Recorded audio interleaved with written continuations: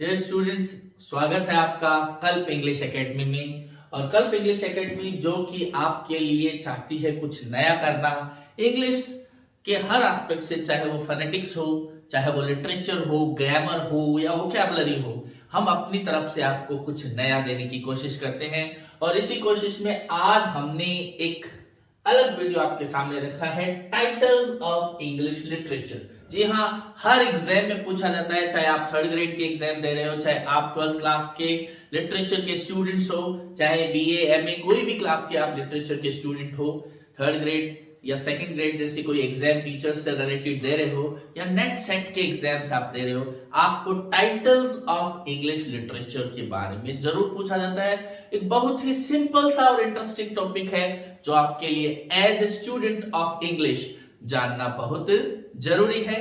तो स्टूडेंट, हम बढ़ते हैं आज के अपने इस video titles of English literature पर। और देखिए students, titles of English literature, ऐसे टाइटल्स यानी इस वीडियो में क्या होगा, नाम से पता चल रहा है कुछ ऐसे टाइटल्स जो इंग्लिश के कुछ लिटरेरी पर्संस को या उसके पीरियड को या किसी बुक को दिए गए हैं, जिसके कारण उनका इंग्लिश लिटरेचर में एक अलग स्थान है, उनको उस नाम से जाना जाता है। आपने एक बात सुनी होगी कि नाम में क्या रखा है।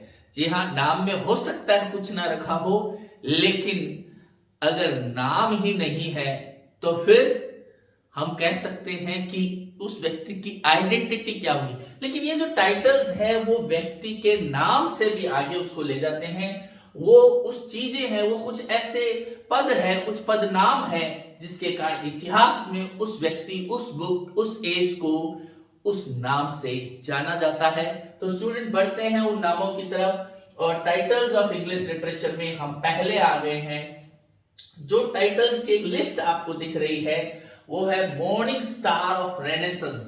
मॉर्निंग स्टार ऑफ रेनेसेंस का मतलब हुआ कि रेनेसेंस का मॉर्निंग स्टार। मॉर्निंग स्टार किसको कहते हैं इसके बारे में बात करेंगे। The father of English literature, the father of English poetry और the father of English language. जी हाँ, इतने टाइटल्स आप देखिए, किसी व्यक्ति को अगर एक टाइटल भी इतिहास में मिलता है इस तरीके से तो उसे अमर बना देता है। लेकिन जिस पर्सन के बारे में हम बात कर रहे हैं उसको ये चार चार टाइटल मिले हुए हैं, वो भी उस लैंग्वेज के बारे में जो बहुत ही ग्लोबल है और बहुत ही जिसका लिटरेचर वाइडली रेड किया जाता है।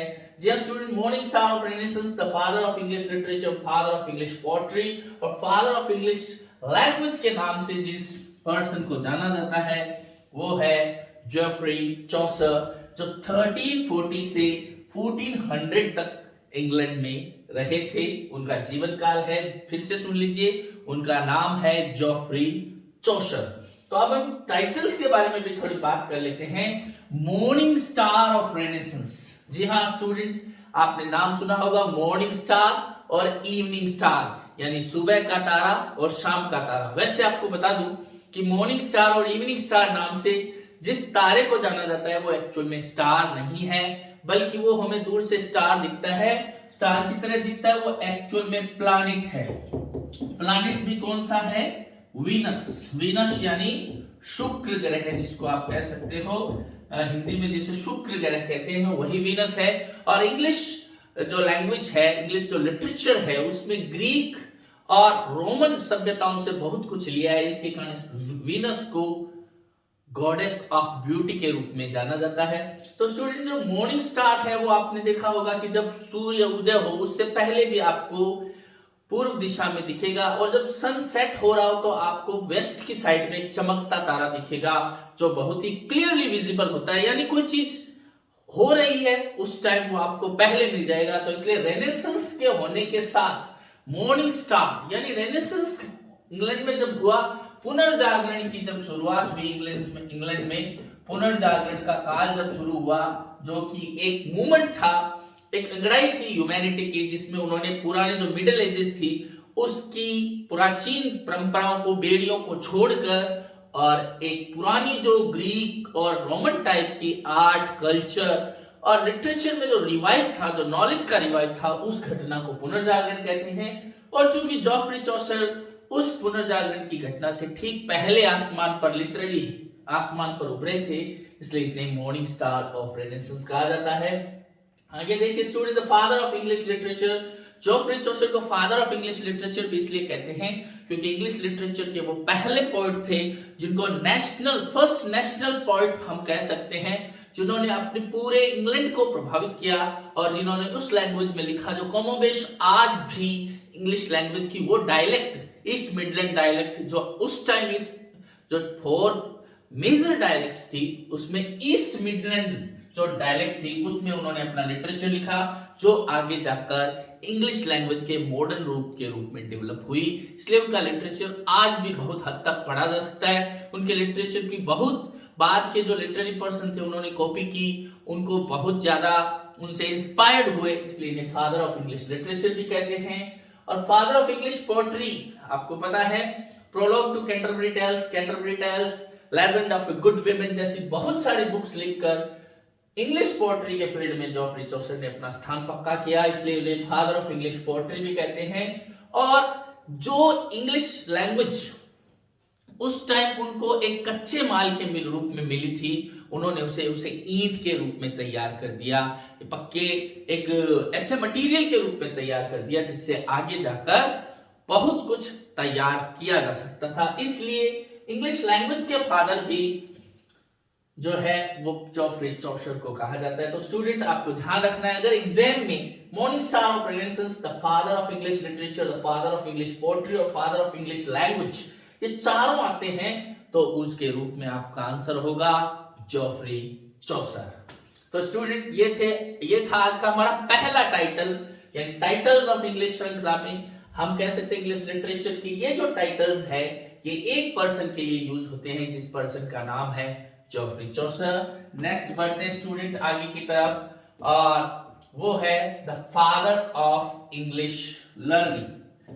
जी हाँ student, father of English learning और the father of English history, इसके रूप में जिनको जाना जाता है उस पर्सन का नाम है वेनरेबल बीड, जो 1672 टू 1735 में जिनका बर्थ हुआ, यानी बहुत अर्ली पीरियड में इंग्लिश के, जब इंग्लिश एक सीड फॉर्म में थी उसी टाइम वो पैदा हो गए थे और उनका जीवन काल था। फादर ऑफ इंग्लिश लर्निंग कहने के पीछे ये कारण है कि इंग्लैंड के एक ऐसे व्यक्ति जिन्होंने उस टाइम एक बहुत सारी ऐसी बुक्स लिखी जो हिस्ट्री फिलॉसफी इससे रिलेटेड थी, इसलिए उन्हें लर्निंग का फादर कहा जाता है। और ये भी बात है कि उन्होंने लैटिन में एक बुक लिखी जिनमें उस टाइम के इंग्लैंड का इतिहास था, जो पहली बुक थी इंग्लैंड के इतिहास के बारे में, इसलिए इन्हें फादर ऑफ इंग्लिश हिस्ट्री भी कहा जाता है। और नोट में आप ये बात देख सकते हो, और उनकी बुक का नाम है the ecclesiastical history of the English, ecclesiastical history of the English people, written by Bede in about AD 1731 में, यानी 1731 में उन्होंने ये बुक लिखी थी। आपको ध्यान पता चलना चाहिए कि कितने पुराने टाइम में, यानी कितने कह सकते हैं कि सैकड़ों सालों पहले उन्होंने ये बुक लिख दी थी। आज से लगभग हम कह सकते हैं कि 1300 से 1400 साल पहले उन्होंने ये बुक लिख दी थी।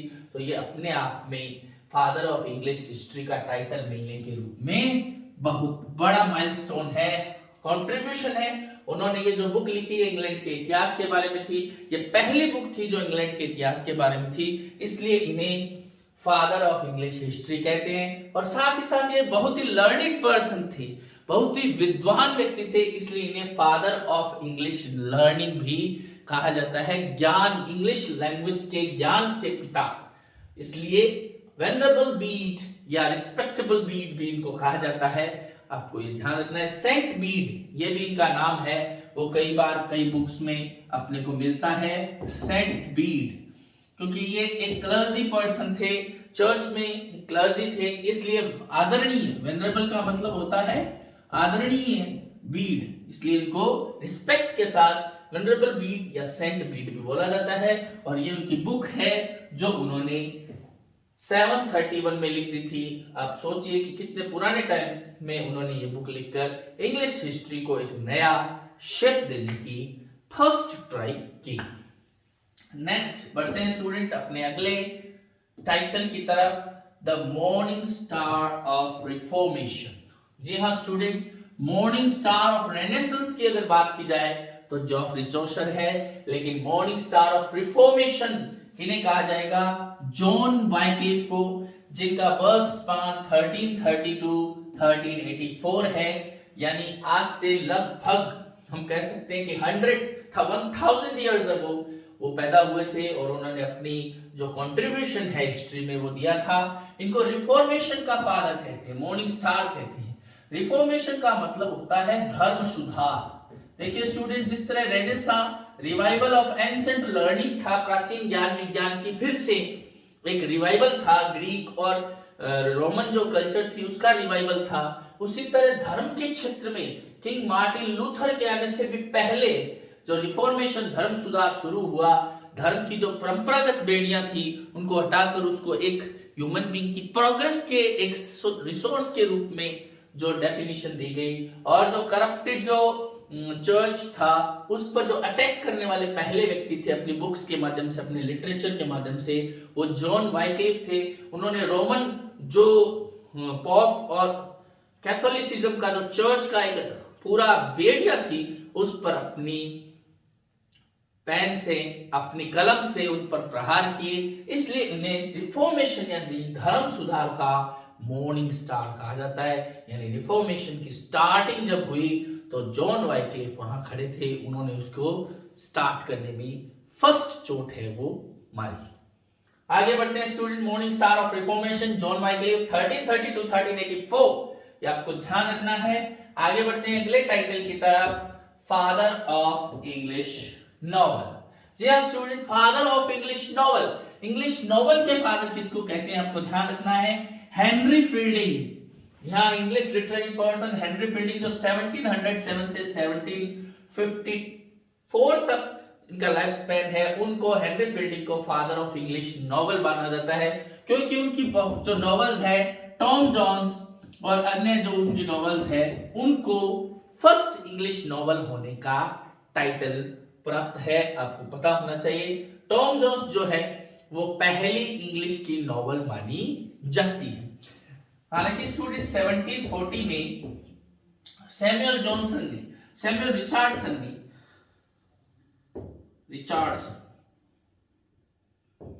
ने पामेला लिखा था, पामेला, जिसको भी ट्रू नॉवल माना जाता है, लेकिन स्टूडेंट्स पामेला को first true novel of character माना जाता है। अगर सही में माना जाए कि पहला इंग्लिश का नॉवल क्या था, हालांकि उसमें नॉवल के सारे एलिमेंट्स नहीं थे, लेकिन फिर भी टॉम जोन्स के कारण हेनरी फील्डिंग को फादर ऑफ इंग्लिश नॉवल माना जाता है। और इसके साथ ही सैमुअल रिचर्डसन को पामेला के कारण, जिसका दूसरा टाइटल वर्चू रिवर्टेड था, 1740 में उन्होंने एक नॉवल लिखी थी, इसके कारण उनको भी इंग्लिश लिटरेचर के नॉवल के शुरुआती पिलर्स में माना जाता है। लेकिन अगर आपको क्वेश्चन पूछा जाता है who was father of English novel, then undoubtedly that would be Henry Fielding. 1707 से 1754 उनका लाइफ स्पैन रहा और टॉम जोन्स उनका फर्स्ट नॉवल है। आगे बढ़ते हैं student, golden period of English drama. English drama की गोल्डन पीरियड या माने कि इंग्लिश लिटरेचर की गोल्डन पीरियड भी अगर हम माने तो सही रूप में वो है एलिजाबेथन एज 1558 से 1603। जी हाँ स्टूडेंट, जैसे कि आपको पता है कि एलिजाबेथ जो है इंग्लैंड की गद्दी पर बैठी 1558 में और 1603 में उनकी डेथ हो गई।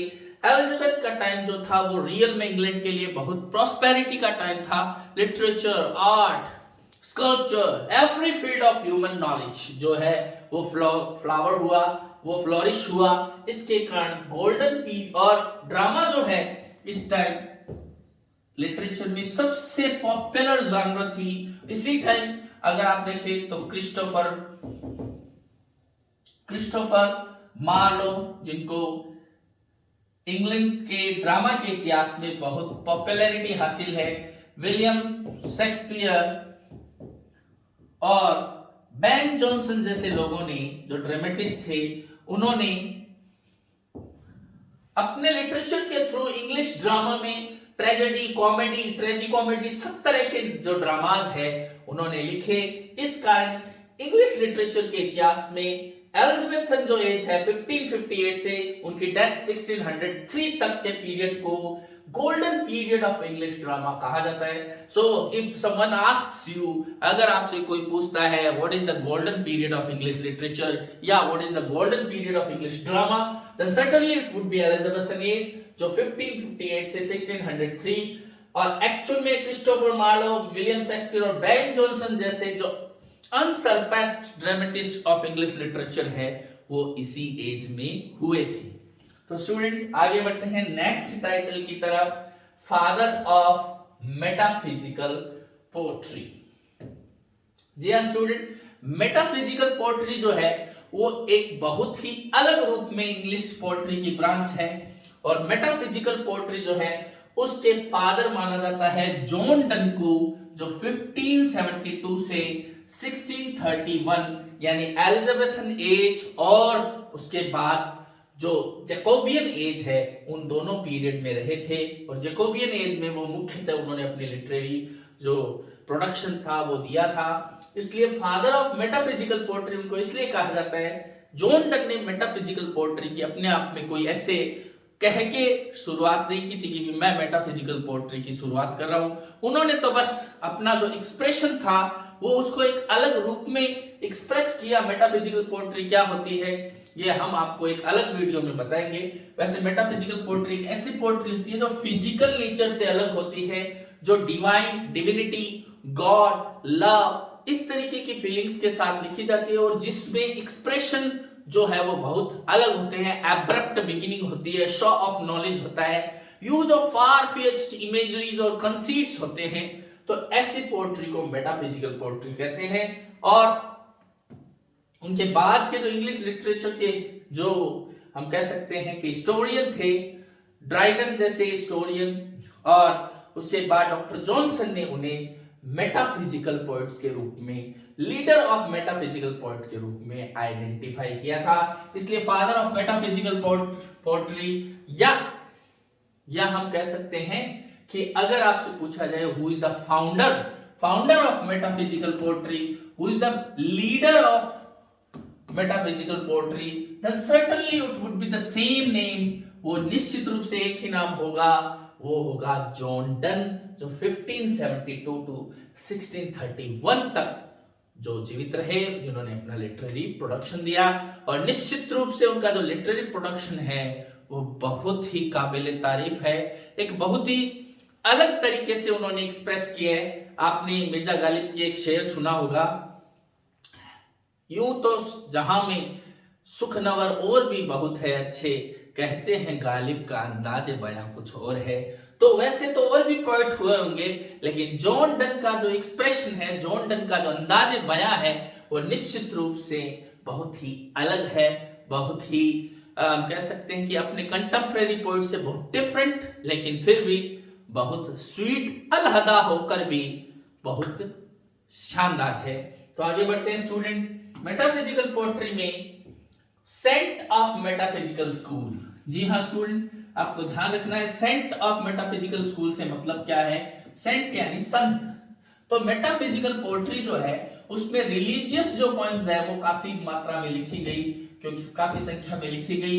रिलीजियस पोएट्री यानी धार्मिक टाइप की पोएट्री, और इस तरह की पोएट्री लिखने में जो सबसे बड़ा नाम है वो जॉर्ज हर्बर्ट का है, क्योंकि वो चर्च से जुड़े हुए थे, तो इसमें उन्होंने रिलीजियस पोएट्री लिखी, और उनके इस डेडिकेशन के कारण उन्हें सेंट ऑफ मेटाफिजिकल स्कूल कहा जाता है। George Herbert is the saint of metaphysical school.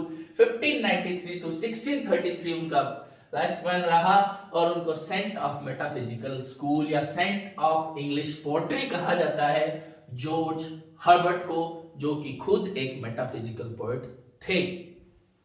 Next student आगे बढ़ते हैं नेक्स्ट अपने सेगमेंट की तरफ, नेक्स्ट टाइटल की तरफ, and that is father of English criticism. जी हाँ, क्रिटिसिज्म के फादर यानी समालोचना, किसी भी चीज की मेरिट और डीमेरिट को बताते हुए उसके बारे में लिखना समालोचना कहते हैं। क्रिटिसिज्म का मतलब केवल किसी की बुराई करना नहीं होता है, बल्कि उसके मेरिट्स को वे करना और अच्छी तरह कंसीडर करके उसके अच्छाई और बुराई के बारे में बताना, दैट इज कॉल्ड क्रिटिसिज्म। और इस मामले में क्रिटिसिज्म की शुरुआत करने वाले, जो फॉर्मल वे में क्रिटिसिज्म की शुरुआत करने वाले पहले व्यक्ति थे जॉन ड्राइडन। 1631 से 1700 उनका लाइफ स्पान है, इसलिए उन्हें फादर ऑफ इंग्लिश क्रिटिसिज्म उनकी इसी क्वालिटी के कारण कहा जाता है कि उन्होंने क्रिटिसिज्म को एक बहुत ही फॉर्मल रूप में सामने रखा और बहुत अच्छे अपने टाइम के जो लिटरेरी पर्सन थे, अपने से पहले के जो लिटरेरी पर्सन थे, उनके वर्क्स की क्रिटिसिज्म की, इसलिए father of English criticism John Dryden 1631 to 1700 जिनका लाइफ स्पान रहा। तो आगे बढ़ते हैं student, and that is priest of nature, priest of nature, the harbinger of nature, the worshipper of nature, prophet of nature।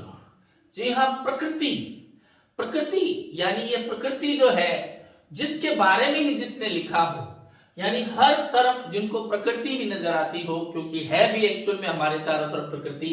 तो जो नेचर के पुजारी माने जाते हैं, जैसे एक पुजारी अपने देवता को पूजा करता है, वैसे ही जो नेचर के पुजारी है, जो हर्बिंजर ऑफ नेचर है, नेचर का बारे में गुणगान करने वाले, जो वर्शिप करने वाले हैं और जो नेचर के बारे में ही बोलने वाले हैं, वैसे प्रॉफिट है। उस पॉइंट का नाम है, रोमांटिसिज्म के लीडर्स में से एक, रोमांटिसिज्म के सबसे बड़े लीडर जो हम कह सकते हैं रोमांटिसिज्म के राइटर, वो है विलियम वर्ड्सवर्थ। जी हाँ, विलियम वर्ड्सवर्थ को prophet of nature, worshipper of nature, harbinger of nature, priest of nature, यानी नेचर से रिलेटेड इस तरीके से बात आती है तो निश्चित रूप से वो विलियम वर्ड्सवर्थ ही नाम होंगे। इनका बर्थ जो है 7 अप्रैल 1770 को कोकरमाउथ इंग्लैंड में हुआ था और 23 अप्रैल 1850 को इनकी डेथ हुई।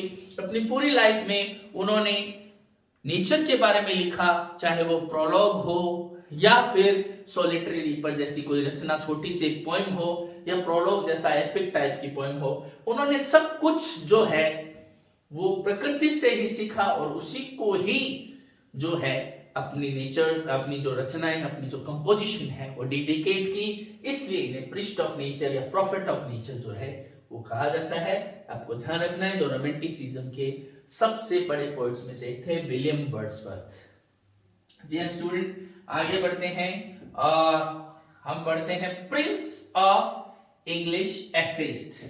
जी हाँ student, Prince of English essayist. English essayist जो है, ऐसे यानी लेखक जो ऐसे लिखते हैं, ऐसे राइटर जो एसेज को लिखते हैं, ऐसे राइटर्स को एसेइस्ट कहा जाता है। और एसेज में सबसे शानदार लिखने वाले कोई व्यक्ति है जो पर्सनली जिनको मैं बहुत पसंद करता हूं एसेइस्ट के रूप में, और जिन्हें प्रिंस ऑफ इंग्लिश एसेइस्ट कहा जाता है, तो वो चार्ल्स लैम्ब है। और चार्ल्स लैम्ब का पेन नेम, जो उनका जिस नाम से ये इन्होंने लिखा है, पेन नेम उसको कहते हैं जिस नाम से कोई राइटर अपनी कंपोजिशन लिखता है, वो एलिया थी। और इनकी कंपोजिशंस के नेम भी सीधे से हैं, एसेज ऑफ एलिया, आपको बता दूं, और the last essays of Elia, यानी उन्होंने सारी जो अपनी कंपोजिशन है वो एलिया के नाम से ही की है। तो ये अपने को पता होना चाहिए। प्रिंस ऑफ इंग्लिश एसेइस्ट किसे कहते हैं, यानी इंग्लिश एसेइस्ट का राजकुमार, तो निश्चित रूप से चार्ल्स लैम्ब है, जिनका बर्थ जो है वो 10 फरवरी 1775 से 27 दिसंबर 1834 को जिनका बर्थ हुआ था।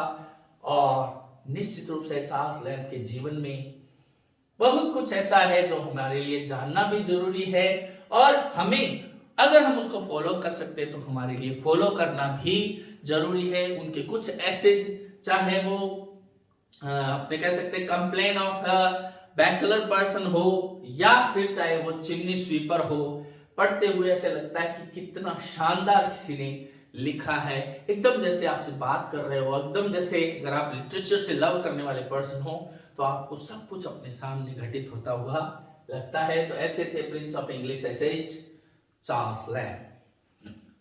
आगे बढ़ते हैं स्टूडेंट, और वो है प्रोलॉग ऑफ रेनेसांस। जी हाँ student, prologue of renaissance, prologue किसको कहते हैं? प्रोलॉग और एपिलॉग, ये दो वर्ड्स आते हैं, प्रोलॉग और एपिलॉग। देखिए स्टूडेंट, प्रोलॉग का मतलब प्री से लीजिए, प्री, पूर्व कथन प्री, और एपिलॉग एंड से ली थी। जब भी कोई लिटरेरी कंपोजिशन स्टार्ट होती है तो उसकी थीम, उसके बारे में बताने के लिए जो एक स्पीच या जो कोई सॉन्ग या जो प्रोडक्शन होता है जो उसके बारे में बताता है उसको प्रोलॉग कहते हैं। और जब वो एंड हो जाता है, फिनिश हो जाता है, तो इसमें क्या था, इसकी शिक्षा क्या थी, इसकी मॉरल क्या थी, इससे हमें क्या सीखने को मिला, ये किसके बारे में है, इसके बारे में बताने वाला होता है एपिलॉग। तो prologue, true prologue of Renaissance यानी पुनर्जागरण का सच्चा प्रोलॉग किसे कहते हैं, यानी जिससे पता चलता है कि पुनर्जागरण जो है वो शुरू हो गया है। तो ये कौन सी बुक थी जिसको prologue of Renaissance, true prologue of Renaissance कहा जाता है? जी हां स्टूडेंट, इस बुक का नाम था यूटोपिया 1516। जी हां 1516 जो है उसमें ये बुक पब्लिश हुई यूटोपिया, और इसको लिखने वाले व्यक्ति से थे सर थॉमस मोर, जो 1478 से 1535 तक इंग्लैंड के अंदर रहे थे। जी हाँ स्टूडेंट, यूटोपिया एक ग्रीक वर्ड है जिसका मतलब होता है नोवेयर, और इसमें सर थॉमस मोर ने एक ऐसे आदर्श राज्य की, रिपब्लिक राज्य की कल्पना की जिसमें सारे व्यक्ति अपनी ड्यूटी फॉलो करते हैं, अपनी ड्यूटी को फुलफिल करते हैं। क्योंकि यूटोपिया का मतलब ही होता है नोवेयर, यानी ऐसी आदर्श स्थिति कहीं पे ही नहीं आ सकती। इसलिए आज भी जो व्यक्ति कोरी कल्पना करता है या जिसकी कल्पनाएं अति आइडियलिस्टिक होती है उसको यूटोपियन कहा जाता है, और ऐसी स्थिति को यूटोपिया कहा जाता है। ये सिनोनिम बन गया ऐसी स्थिति के लिए। तो प्रोलॉग ऑफ रेनेसांस, जिसमें उन्होंने अपने टाइम के हम कह सकते हैं कि रिपब्लिक की स्थिति के बारे में लिखा था, और निश्चित रूप से ये एक पहली बुक थी जो इंग्लिश राइटर की पहली बुक थी जो पूरे यूरोप में पढ़ी गई, जिसके ट्रांसलेशन हुए और जिसको सराहा गया, इसलिए द प्रोलॉग ऑफ रेनेसांस के नाम से जो टाइटल है वो दिया गया। तो स्टूडेंट आपको ध्यान रखना है, true prologue of Renaissance Utopia 1516 में और लिखी गई बाय सर थॉमस मोर। आगे बढ़ते हैं student, and that is poet's poet। Dear student, who is the poet's poet? Poet's poet कौन है? कवियों का कवि, या हम कह सकते हैं कविराज, है ना, कवियों का कवि। जी हाँ, ऐसा कोई पोएट जो पोएट्स, जिसको पोएट भी पढ़ते हैं, तो वो कौन है? वो है एडमंड स्पेंसर। जी हाँ, एडमंड स्पेंसर अपने टाइम के बहुत ही फेमस राइटर थे। 1552 से 1599 इनका लाइफ स्पैन है, और इन्होंने इंग्लैंड के अंदर एलिजाबेथन एज के जो लिटरेरी पर्सन थे उनमें इनका नाम आता है। शेफर्ड्स कैलेंडर हो, चाहे वो अपने टाइम की एमोरिटी जैसी लव थीम पर लिखी गई उनकी सोनेट साइकिल हो, निश्चित रूप से एडमंड स्पेंसर जो है वो लिटरेरी पर्सन में चमकता हुआ सितारा है। और एडमंड स्पेंसर को पोएट्स पोएट नाम देने वाले पर्सन थे चार्ल्स लैम्ब, जो खुद प्रिंस ऑफ इंग्लिश एसेस्ट के नाम से दुनिया में जाने जाते हैं। पोएट्स पोएट, कवियों का कवि एडमंड स्पेंसर। जी हाँ, और ये नाम दिया गया उन्हें किसके द्वारा? By Charles Lamb. आगे बढ़ते हैं स्टूडेंट अपने अगले टाइटल की तरफ, and that is the father of English essay. Father of English essay, English essay का फादर। जी हाँ स्टूडेंट, इंग्लिश एसे जो है वो इंग्लैंड में एलिजाबेथ ने से भी पहले लिखने स्टार्ट हुए, और आपको पता है कि सबसे पहले फ्रेंच राइटर जो है, फ्रेंच राइटर